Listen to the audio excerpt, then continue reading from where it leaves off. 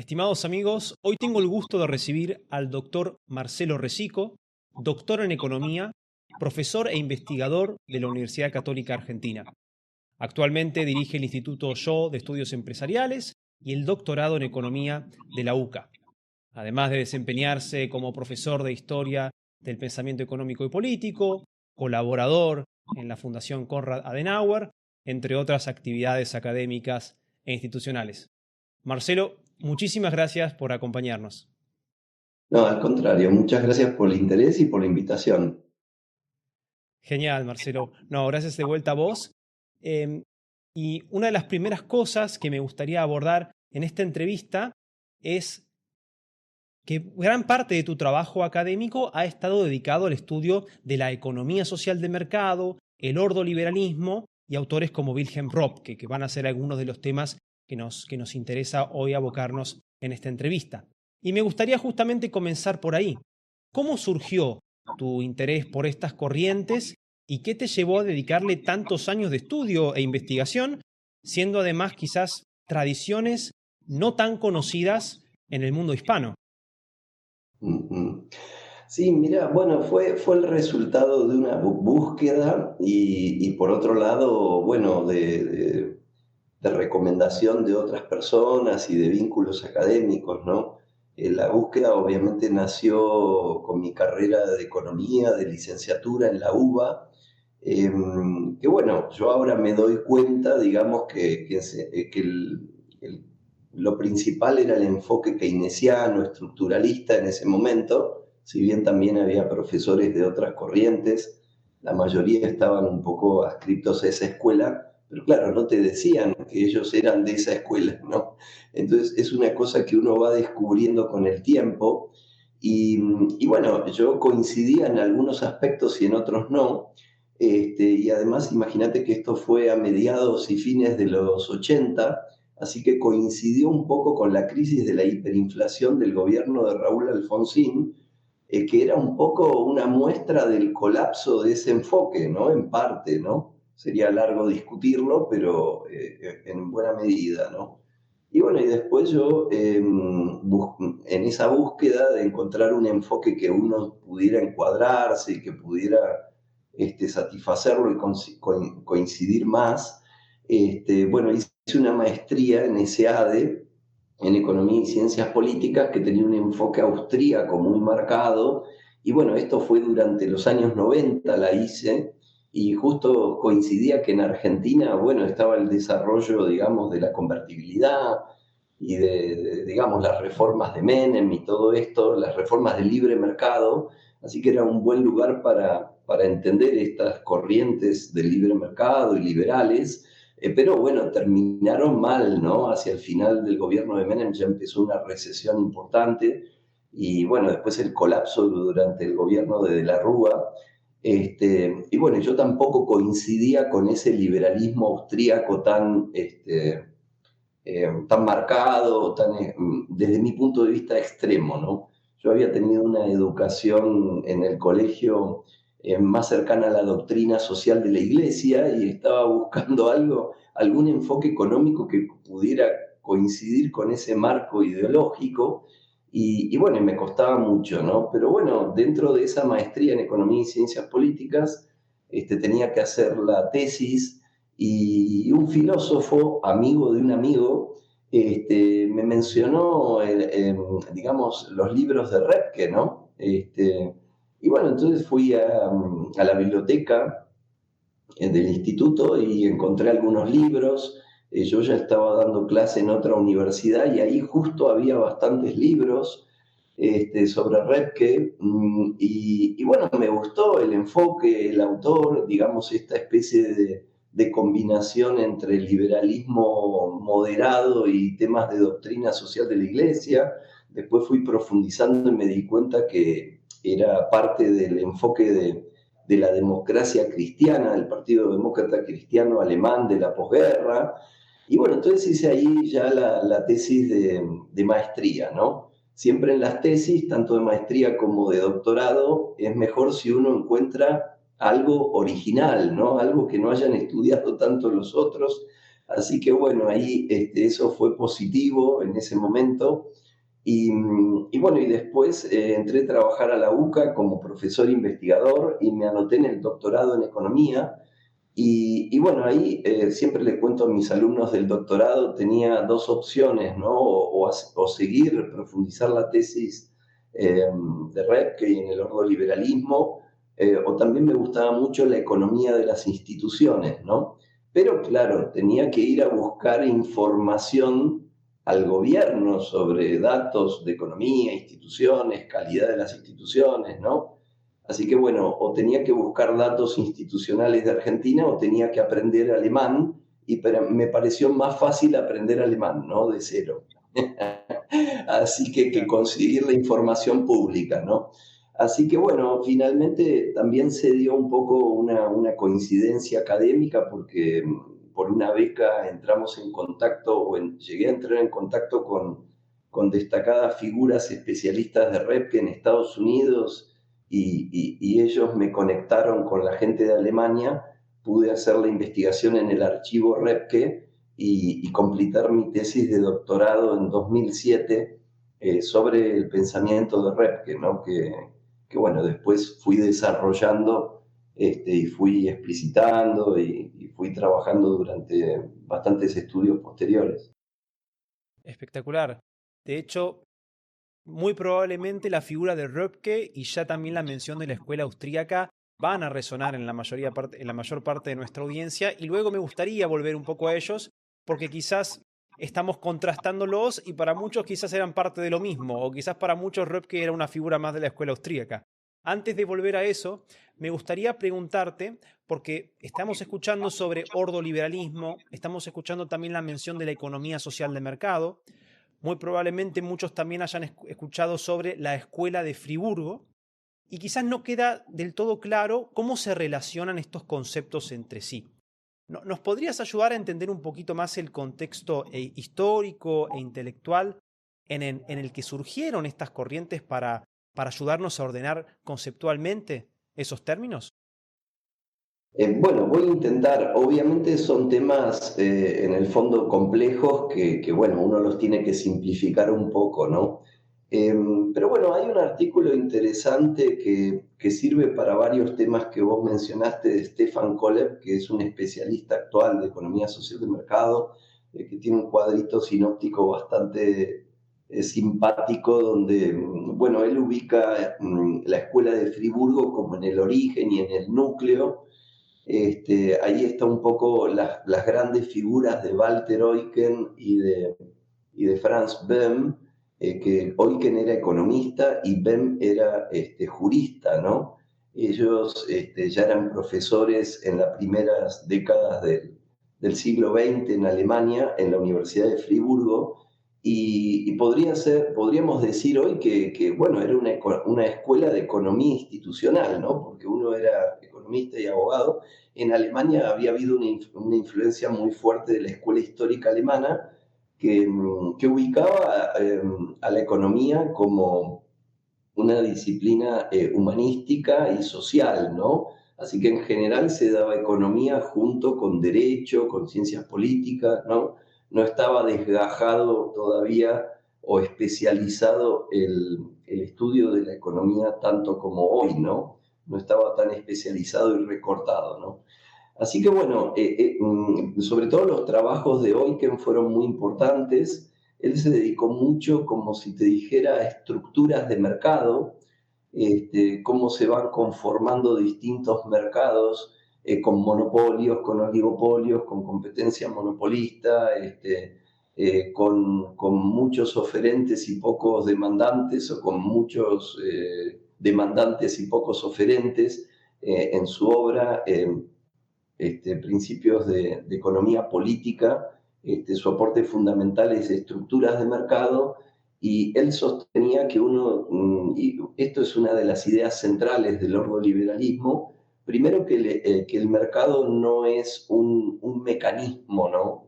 No es un mecanismo de relojería que uno saca lo que obstaculiza y funciona solo automáticamente, sino que es una institución económica que está apoyada en otras instituciones jurídicas, en el marco institucional, en una cierta estabilidad política, en ciertos usos y costumbres o valores de una sociedad, ¿no? O sea que en el ordoliberalismo hay un énfasis muy grande en lo institucional y dentro de esas instituciones que son importantes para la economía de mercado, quizás una piedra de toque es que ellos, también por una cuestión de la historia de Alemania, enfatizaron mucho la defensa de la competencia, ¿no?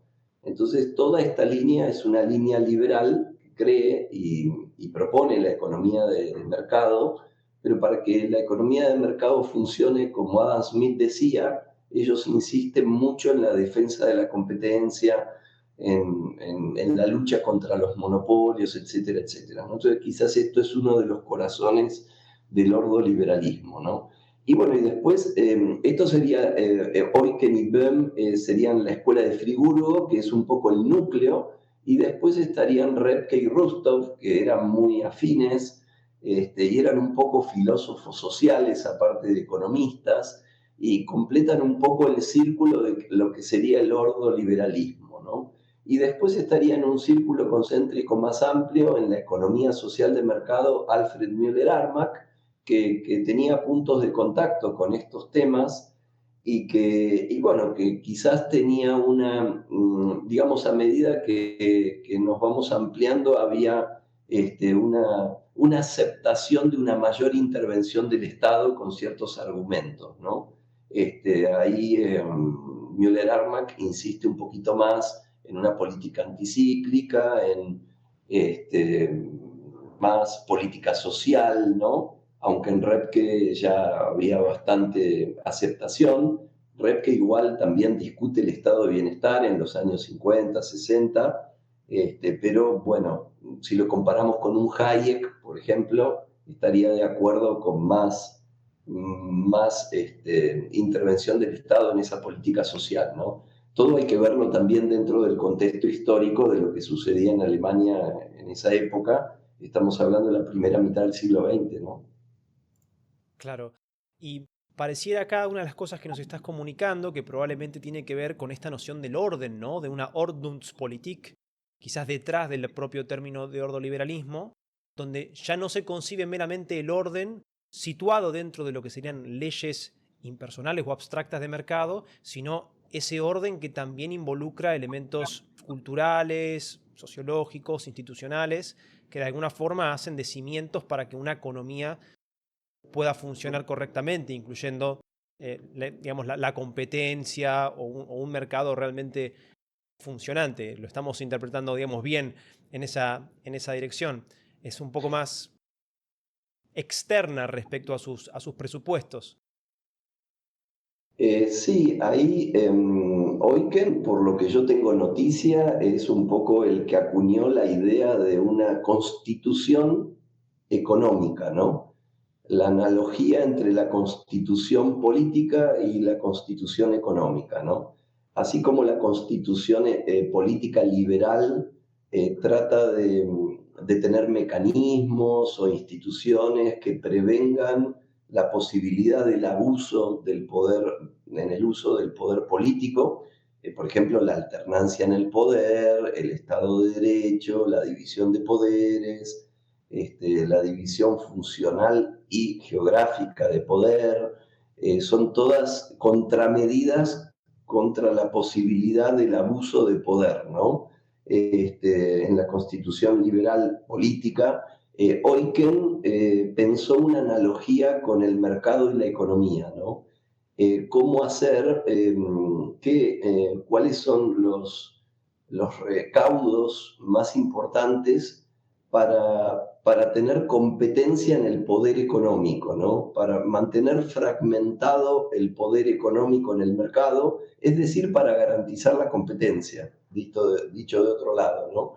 Y bueno, ahí tiene sus famosos principios estructurales y reguladores, que los estructurales son los que dan conformación a una economía de mercado, como la propiedad privada, los contratos, la estabilidad de la moneda, etcétera, que es lo clásico del liberalismo, pero ahí Eucken va a agregar los principios reguladores dentro de los cuales yo te diría que el más importante es el de la defensa de la competencia, ¿no?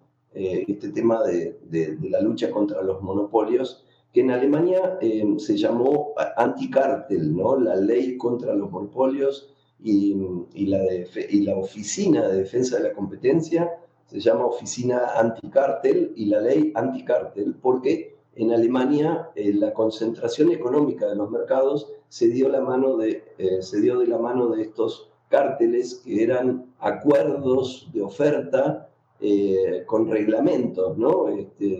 Institucionalizados. Entiendo. Y una de las cosas que me llama mucho la atención fue tu dedicación especial a la figura de Wilhelm Röpke, que quizás sea una de las figuras dentro de esta corriente o de estas escuelas, de la escuela digamos, de Friburgo o del ordoliberalismo, que más también es citada y conocida por otras escuelas económicas, ¿no? Entre ellas muchas veces los propios economistas austríacos, o en este momento donde hay muchos debates alrededor de vuelta sobre el liberalismo, sobre el libertarismo, no es raro escuchar la figura de Wilhelm Röpke. Para aquellos que nos interesaría quizás poder empezar a leerlo, a estudiarlo y a tener quizás un conocimiento básico para guiarnos en cuáles son los principales elementos de su pensamiento. ¿Cómo podríamos abordar a la figura de Röpke? Especialmente que lo has estudiado tanto y que quizás nos puedes guiar un poco con eso, de cómo abordarlo. Mira, en español, lo más introductorio que, bueno, estoy bastante satisfecho y por eso sí lo recomiendo. No es así con todo lo que escribí, ¿no? Pero mi biografía intelectual de Repke, que es un capítulo de mi libro sobre Repke, que se llama La estructura de una economía humana, es el libro, ¿no? Y está disponible online, ¿no? Tiene un capítulo que se llama Una vida Una vida por un humanismo económico, que es la biografía intelectual de Repke. Yo las publiqué en forma independiente, esa parte del libro, también con ese título, Una vida por el humanismo económico, y también le puse un economista para tiempos de crisis. O sea, como estoy bastante contento con ese escrito, me lo volvieron a, digamos, publicar con distintos nombres, pero te diría que son unas 15 páginas, que es una biografía intelectual, ¿no? De Repke yo lo recomiendo para acercarse a la figura de Repke, ¿no? Después, obviamente, estaría mi libro, La estructura de una economía humana, que es mi tesis de doctorado, en formato de libro, ¿no? Ya mucho más amigable. Y bueno, y dentro de ese libro, la parte principal es la parte 3, que se llama Las dos visiones del libre mercado, ¿no? Porque mi tesis es que la distinción de Repke entre dos tradiciones liberales, ¿no? Del libre mercado es una de sus ideas centrales, y yo la llamé la visión mecanicista del mercado, y la otra la visión institucional humanista del mercado, ¿no? Como que no sería lo mismo y no tendrían las mismas este, corolarios de política económica ni de marco institucional de funcionamiento, ¿no? Y después, bueno, por supuesto, leerlo al autor, que es un autor, un muy buen escritor. Yo quizás como introducción daría su introducción a la economía política, que es como un manualcito de economía muy bueno, muy lindo, muy bien escrito, en forma humanística, ¿no? Es una gran introducción a la economía con formato humanístico. Y después están sus grandes obras.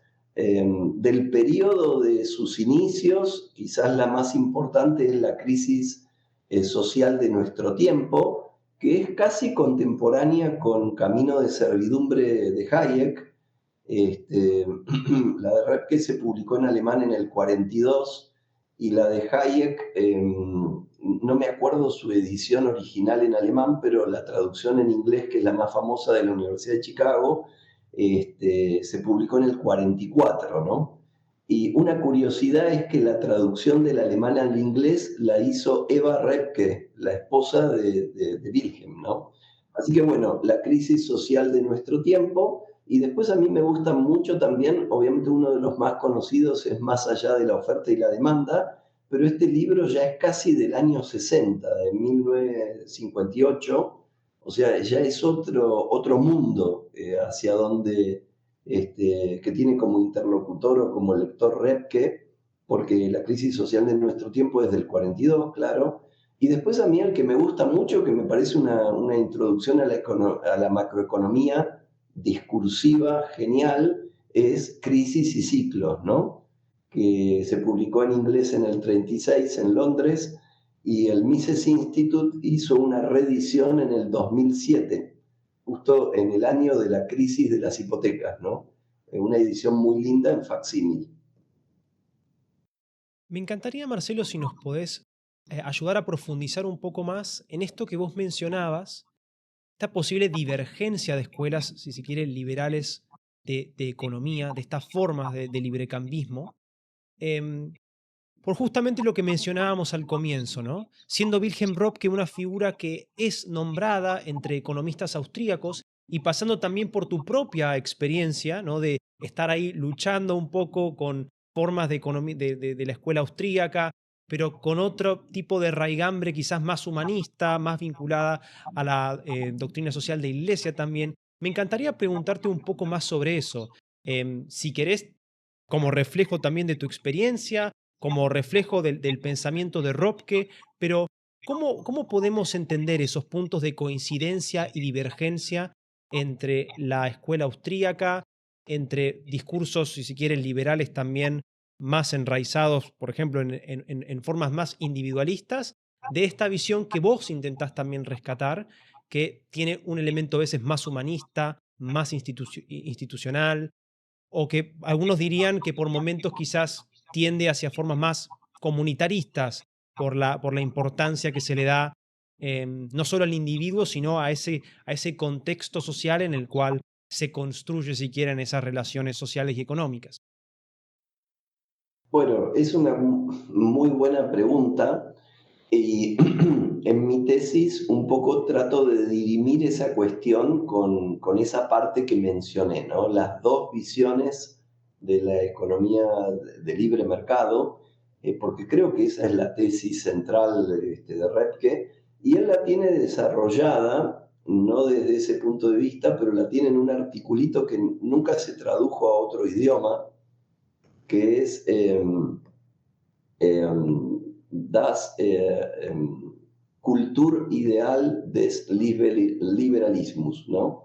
El ideal cultural del liberalismo. Ahí Repke muestra dos tradiciones liberales. Él ataca mucho el racionalismo y, bueno, yo lo llamo el mecanicismo, la visión mecanicista de la economía de mercado. Y bueno, él habla ahí de cómo entra ese racionalismo, ese mecanicismo en la tradición liberal, y él quiere rescatar una tradición liberal todavía más antigua, ¿no? Que va un poco a los autores cristianos escolásticos, que va hacia atrás algunos desarrollos en Roma y hasta Grecia, ¿no? Un liberalismo que él llama perenne, ¿no? Liberalismo perenne y un liberalismo no perenne, ¿no? O caduco, según su punto de vista. Y yo creo que ahí juega mucho su visión ligada a la escuela histórica alemana, ¿no? A concebir la economía como una ciencia social y humana.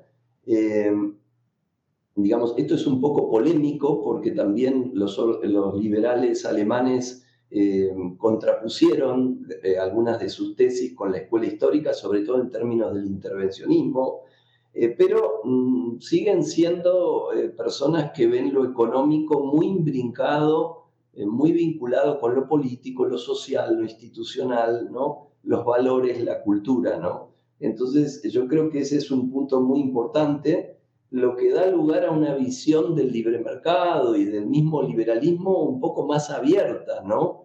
Al diálogo con otras posiciones, ¿no? Y en ese sentido, yo cuando doy mis clases siempre remarco como consecuencias. Hay un libro que a mí me gusta mucho que se llama The Road from Mont Pelerin, ¿no? Este, que hace la historia intelectual de la Mont Pelerin, ¿no? El grupo liberal que se reúne en el 47 en Suiza, de donde surge todo el liberalismo contemporáneo. Y están los miembros de la escuela austríaca con Hayek, después está Repke, los sordos liberales, está la escuela de Chicago, ¿no? Con Friedman, etc.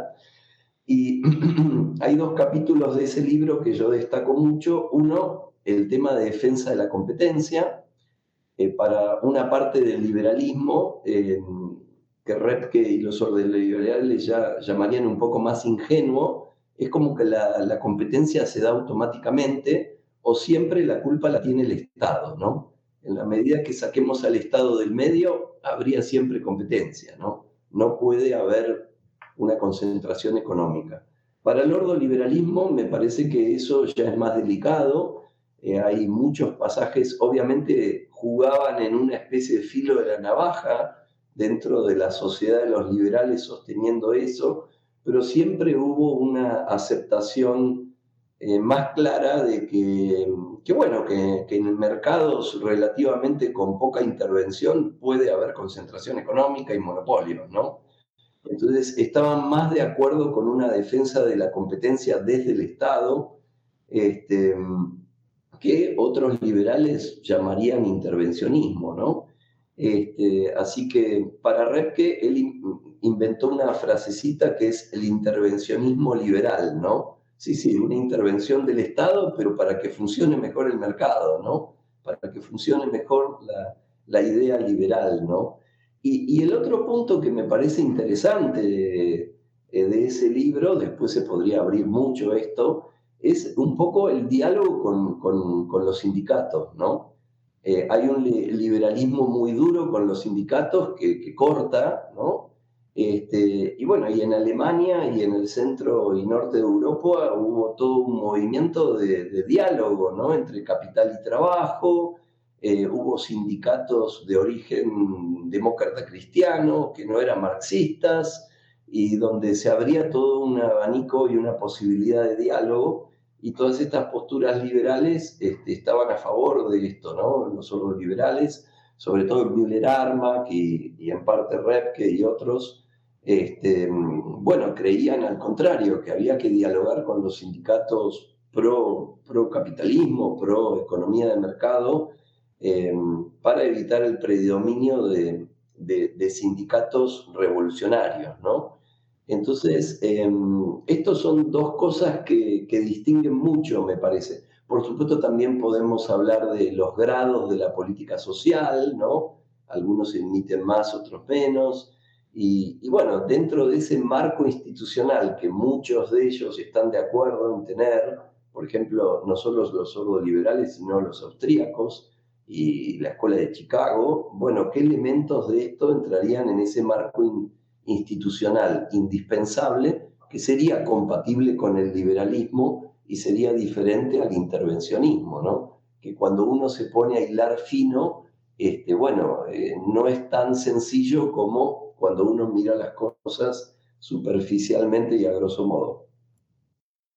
Claro, me parece muy interesante lo que mencionás, Marcelo, porque efectivamente también hay como un grupo de personas dentro de la sociedad montpelliéraine que de alguna forma han quedado siempre rezagadas entre dos posiciones, ¿no? También pienso, por ejemplo, en Bertrand de Jouvenel y otras figuras que de alguna forma es como que no terminaban de encajar perfecto en la etiqueta del liberal austríaco, de aquel que cuenta Milton Friedman que lo vio a Ludwig von Mises levantarse y decir todos son socialistas, ¿no? Respecto a tener quizás una sensibilidad que muchos a veces denominarían conservadora a una figura también como Bertrand de Jouvenel, a una figura también como Röpke, ¿no?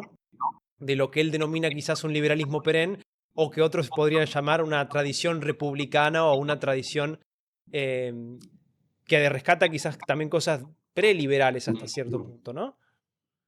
Sí, bueno, ahí hubo un hecho muy significativo en los años 60 cuando, bueno, la persona que encabezaba la sociedad Monpellerán y, bueno, y el gran estratega, el gran diplomático, creador de la sociedad a partir del 47, aunque tuvo un antecedente que si querés hablamos, fue Hayek, ¿no? Y mucho en relación con Repke. Pero cuando a Repke le toca estar a cargo, ser presidente de la Sociedad Montpellier en el 60, se produce un cortocircuito y Repke, después de ser presidente, renuncia a la Sociedad Montpellier y hay como 14, 15 personas, dentro de los cuales estaba Bertrand de Juvenel, que se van de la Sociedad Montpellier junto con Repke, ¿no? Esto está bastante bien retratado en la historia oficial de la Montpellier que escribió Roy Hartwell. Es el capítulo que se llama The Hunold Affair, porque Hunold era un gran amigo de Repke y de los ordoliberales, un empresario suizo de mucho carácter bueno, que también estuvo dentro de ese conflicto. Bueno, y uno de mis principales intereses y curiosidades era ir a Alemania a leer los archivos, a ver qué había pasado y qué opinaban los actores, ¿no? Sí, lo entiendo. Y en ese sentido es sumamente interesante porque de alguna forma esta, llamémosle, posición intermedia suele a veces ser invisibilizada retrospectivamente, ¿no? Queda de alguna forma aquellos que tienden más a una posición, o son los socialdemócratas de fuera o los liberales más ortodoxos de adentro, y esas figuras un poquito más complejas quedan un poco invisibilizadas. Muy interesante la información que traes. Sí, ahí pasó algo extraño, ¿no? Porque todos los liberales que hacían referencia a reformas económicas liberales desde la posguerra y hasta la época de Reagan y Thatcher se referían al milagro económico alemán, ¿no? Porque era el único ejemplo significativo de reforma monetaria, de liberalización económica y de éxito económico. O sea que Repke era una figura estelar del liberalismo en la posguerra y la economía social de mercado era el ejemplo, ¿no? Lo que pasa es, bueno, después vino Reagan y Thatcher, bueno, Milton Friedman, la Escuela de Chicago, el premio Nobel para Hayek y para Friedman, y bueno, y ahí se abre un nuevo capítulo donde tuvo mucha presencia corrientes más libertarias, ¿no? Y bueno, y sobre todo dentro de esas corrientes de la Montpellier, que las principales que identifiqué yo en mi libro son la Escuela de Chicago, la Escuela Austríaca y el Ordoliberalismo, es como que quedaron arriba, digamos, la Escuela de Chicago y la Austríaca, y el ordoliberalismo, la economía social de mercado, pasó como a ser un segundo plano, ¿no? Así que eso es lo que pasó históricamente y es muy interesante reflexionar sobre eso, ¿no? Pero sí, sin duda, la economía social de mercado y el ordoliberalismo funcionó mejor en ese consenso de posguerra, que estaba más cercano a una economía mixta en Estados Unidos, en Gran Bretaña, ¿no? Y bueno, y hoy en día estas corrientes utilitaristas son las predominantes, ¿no? Me gustaría preguntarte en este sentido, ya que mencionamos de vuelta estas corrientes en relación con los resultados que obtuvieron en la posguerra, particularmente el milagro económico alemán. ¿Qué tipo de repercusiones también tuvieron internacionales? Quizás uno puede escuchar digamos, dentro de Europa hubo otras figuras quizás inspiradas en este tipo de ideas. Y sobre todo la pregunta que uno puede hacerte, Marcelo, escuchando esta entrevista es, ¿estamos hablando de ideas que están ahí para los libros de historia, para recordar lo que hacían estos pensadores alemanes, digamos, en la Alemania de la posguerra? ¿O realmente acá encontramos principios para poder organizar también una política económica contemporánea, digamos? ¿Todavía hay elementos accionables o estamos en el plano de la historia? Te lo pregunto como para traer la conversación a ese lado Eh, también, ¿no?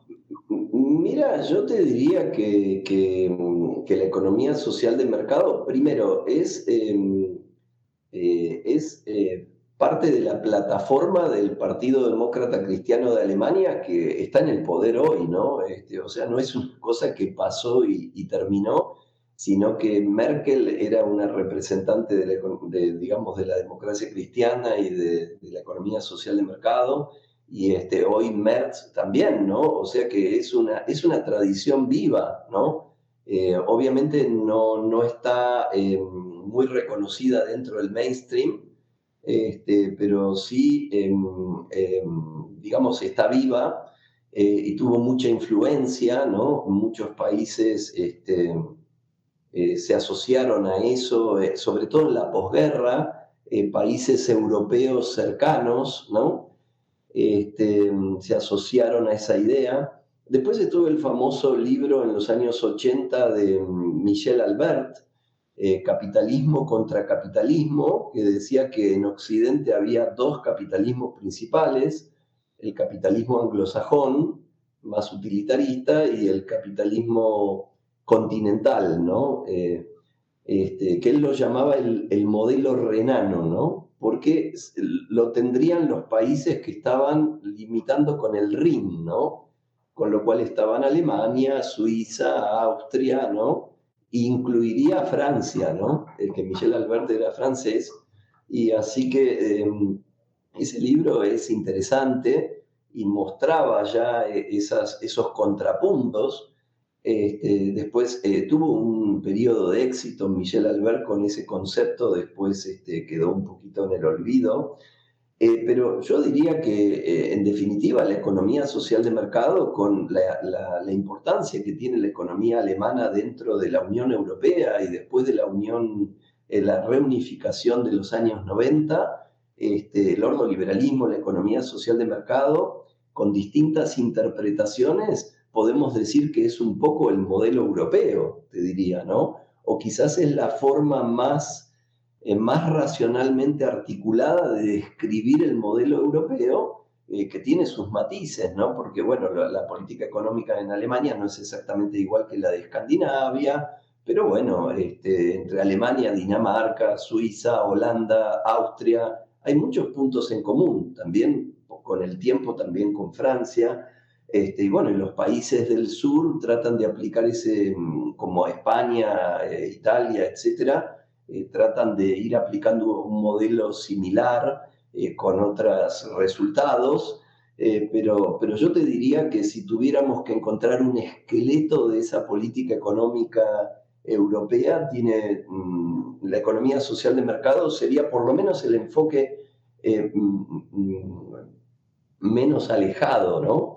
Así que obviamente hay características nacionales en los países, etcétera, ¿no? Así que bueno, es un enfoque, y en Alemania una cosa que no llegué a mencionar y me parece importante es el enfoque que aúna el consenso sobre la política económica en Alemania, porque en Alemania todos los partidos políticos, o prácticamente todos, coinciden en el marco de la economía social de mercado. Cada uno lo interpreta a su modo, ¿no? O la socialdemocracia,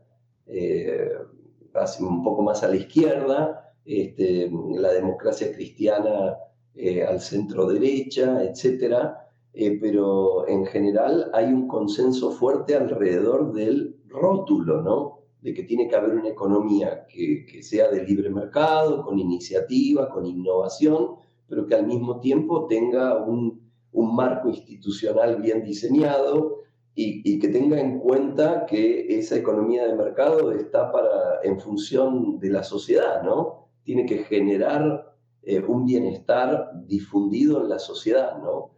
Entonces, eso cada uno lo interpreta de una manera diferente, o tienen distintas combinaciones de política económica, pero hay un consenso estructural de fondo que le dio mucha solidez a la política económica institucional de Alemania en el transcurso del tiempo, ¿no?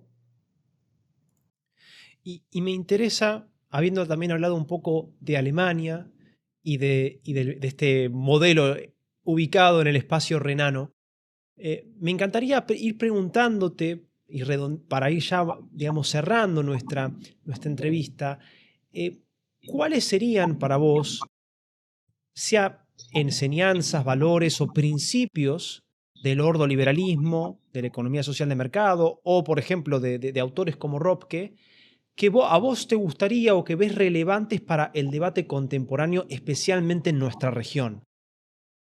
O por ejemplo, hoy día, que también tenemos una gran popularidad de discursos liberales, ¿cuáles son esos elementos que a vos te gustaría rescatar y también recomendarnos para profundizar a la hora de encarar los problemas de nuestro país y de nuestra región, ¿no?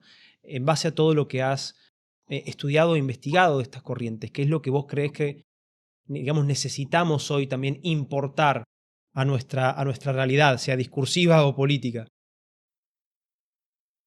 Bueno, es una muy buena pregunta, que no es tan extensa, pero la respuesta en general en estos temas es bastante Por extensa. supuesto. Primero, me gustaría contestarte diciendo que, bueno, hoy por hoy hay bastante diferencia entre lo que pasa en Argentina, me parece a mí, con buena parte de los países de la región, ¿no? Que han encontrado una cierta estabilidad macroeconómica, una cierta independencia del Banco Central, una cierta estabilidad de precios, ¿no? Tienen reservas, bueno, me refiero un poco a Chile, me refiero a Uruguay, me refiero a Paraguay, a Perú, ¿no? Ciertos periodos de Brasil.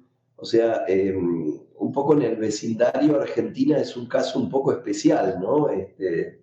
Así que, y no te diría, ojalá fuera solo por las buenas razones, pero en este caso nosotros todavía no lo logramos, ¿no? Estamos intentando. Pero una cosa que te quiero comentar antes de pasar a Argentina es que el enfoque ha tenido influencia.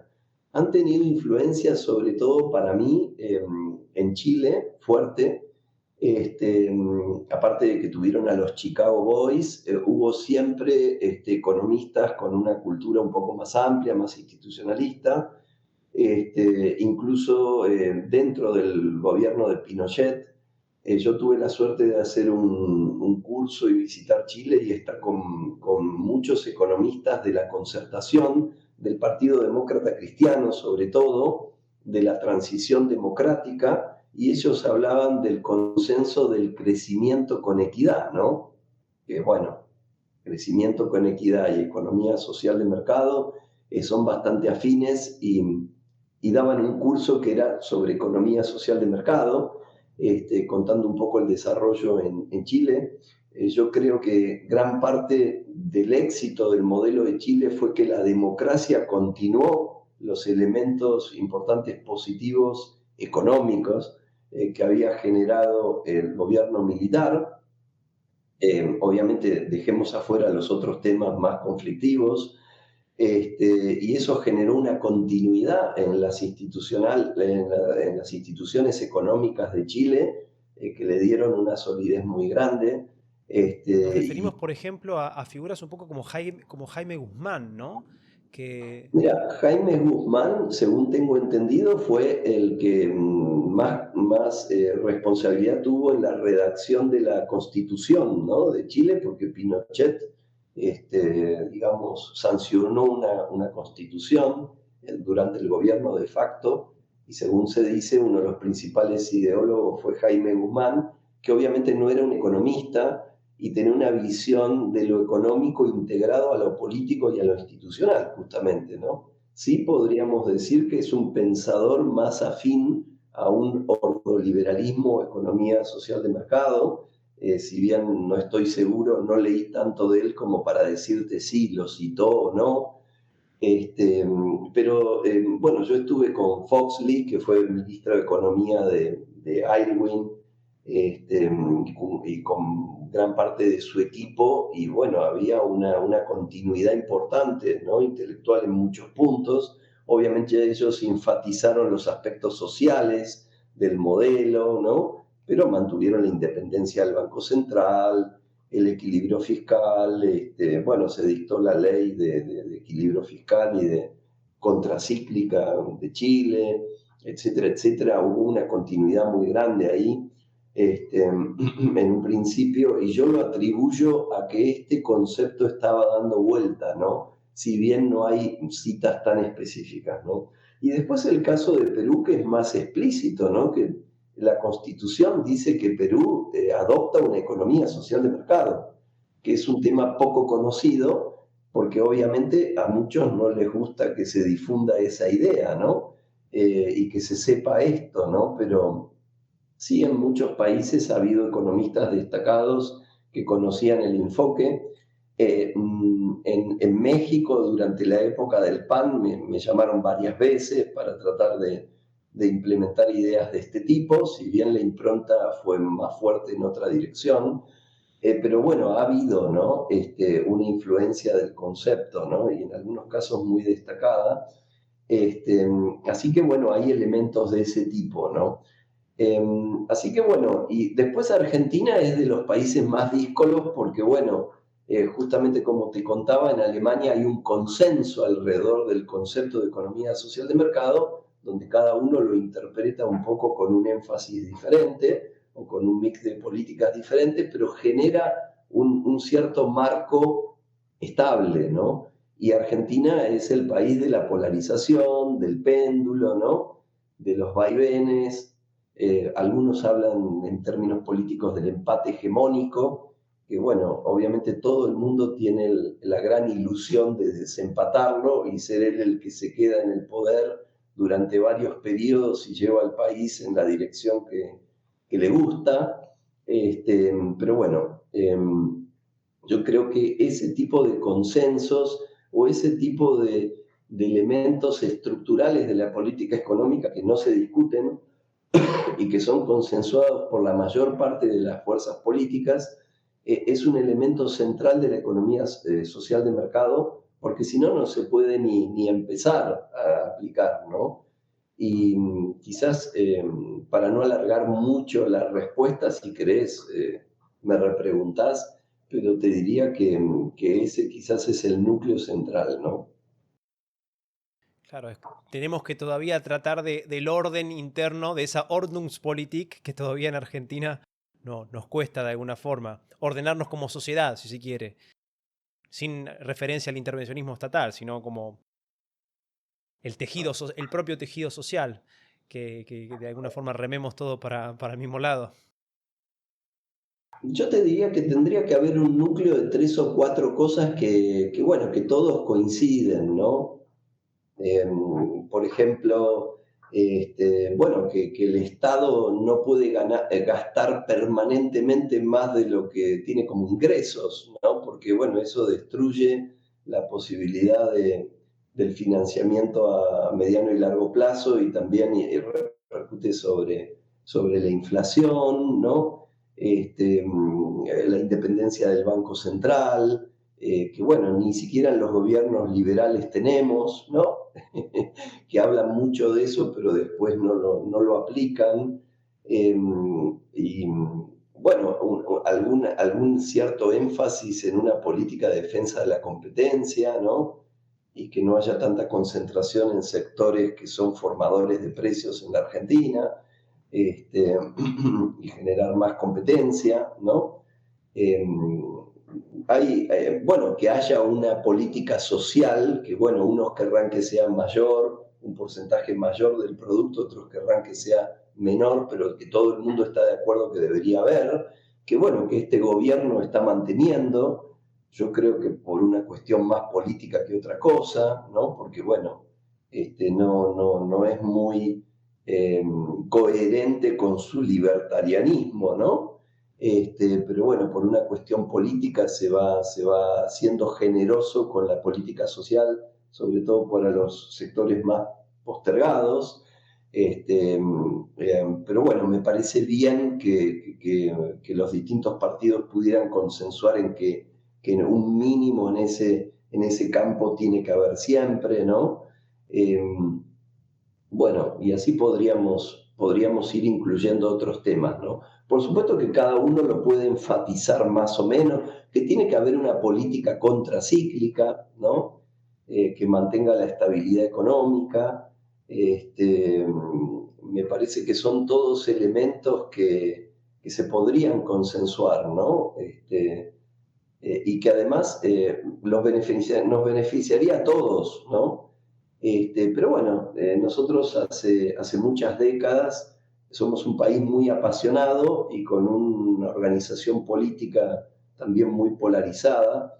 Y bueno, la política económica es la consecuencia de esas visiones políticas, ¿no? Muy polarizadas.